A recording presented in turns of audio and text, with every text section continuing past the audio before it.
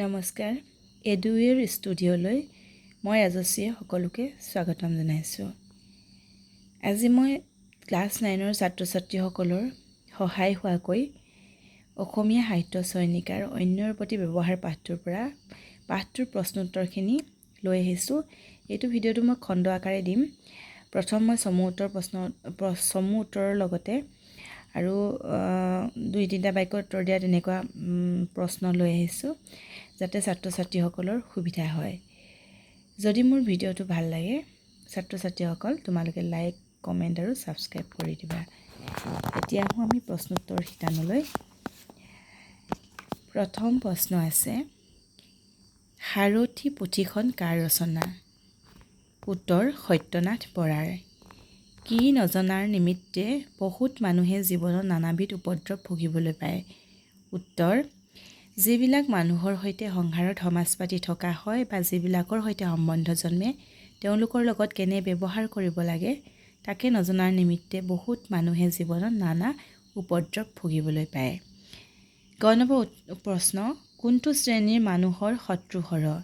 উত্তৰ অবাবত কেতেৰা মাত মাতি মানুহৰ মনত বেজাৰ দিয়া আৰু নিৰ্বোধ খিংখিঙীয়া মানুহৰ শত্ৰু সৰহ।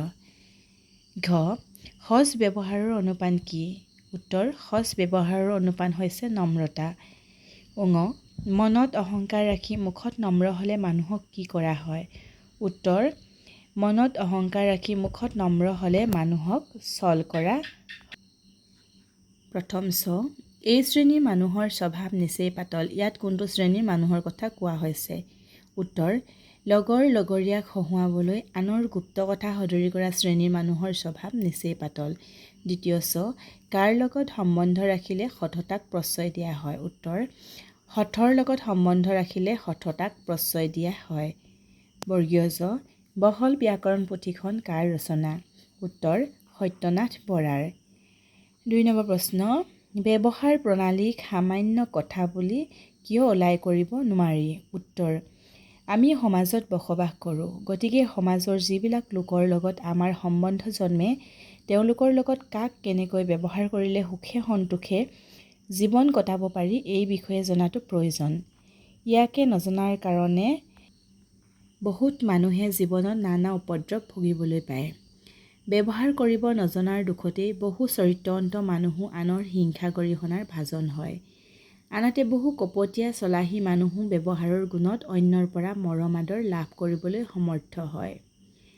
কাৰণ মিঠা মাতে সকলোৰে অন্তৰ জয় কৰিব পাৰে। সেয়েহে ব্যৱহাৰ প্ৰণালীক সামান্য কথা বুলি ওলাই নকৰি মন দি শিকা উচিত। খ নম্বৰ, বিনয় ভাৱত দান কৰিব লাগে বুলি জ্ঞানীসকলে কিয় কৈছে? উত্তৰ কেতেৰা মাত বা তিতা মাতে মানুহৰ অন্তৰত সহজে দুখ দিয়ে। এই ধৰণৰ মানুহক কোনেও ভালো নেপায়। সেয়েহে মানুহৰ লগত বিনয় অৰ্থাৎ নম্ৰভাৱে কথা পতা উচিত। তিতা মাতৰ গৰাকীয়ে নিজে নিজৰ শত্ৰু বঢ়াই লয়। তেওঁলোকৰ গাত লক্ষ্য গুণ থাকিলেও কেৱল তিতা মাতেই সকলো ঢাকি পেলায়। সহস্ৰ উপকাৰ মানুহে একেটিলে পাহৰে। সেয়েহে জ্ঞানীসকলে দানত বিনয় বিধান কৰিছে। কাৰণ বিনয় বা নম্ৰভাৱে দান কৰিলে গ্ৰহণ কৰোতাজনৰ বাবে সন্মানজনক হয়। তাকে নকৰিলে নম্ৰতা বা বিনয়ৰ অভাৱত দানৰ কোনো মহত্ব নাথাকিব।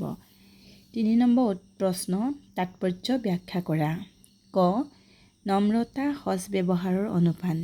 উত্তৰ সত্যনাথ বৰাদেৱে অন্যৰ প্ৰতি ব্যৱহাৰ নামৰ পাঠটিত সজ ব্যৱহাৰৰ বিষয়ে ক'বলৈ গৈ নম্ৰতা সজ ব্যৱহাৰৰ অনুপান বুলি কৈছে। অনুপান হৈছে দৰৱৰ লগত মিহলাই খোৱা উপাদান। গতিকে আমি যদি উচিত অনুপানেৰে ঔষধ খাওঁ তেতিয়া আমাক সেই ঔষধে বেছি ভালকৈ কামত দিব। ঠিক সেইদৰে আমি যদি ব্যৱহাৰত নম্ৰতা মিহলাওঁ তেতিয়া তাৰ উপকাৰ বেছি হ'ব। দম্ভালি মৰা কথাই মানুহৰ কাণত কাঁড়ফুটা দিয়ে। সেয়েহে আমি আনৰ লগত কথা পাতোঁতে নম্ৰ হোৱা উচিত। নম্ৰতাৰ পৰা মনৰ উচ্চতাহে প্ৰকাশ পায়। নম্ৰতা এটা মনৰ গুণ। মনত নম্ৰতা ভাৱ থাকিলে মুখেৰে আপোনা আপুনি মিঠা মাত ওলায়। মনত অহংকাৰ ৰাখি মুখে নম্ৰ হ'লে মানুহক ছল কৰা হয়। গতিকে ব্যৱহাৰত মনে মুখে এক হ'বলৈ চেষ্টা কৰা উচিত।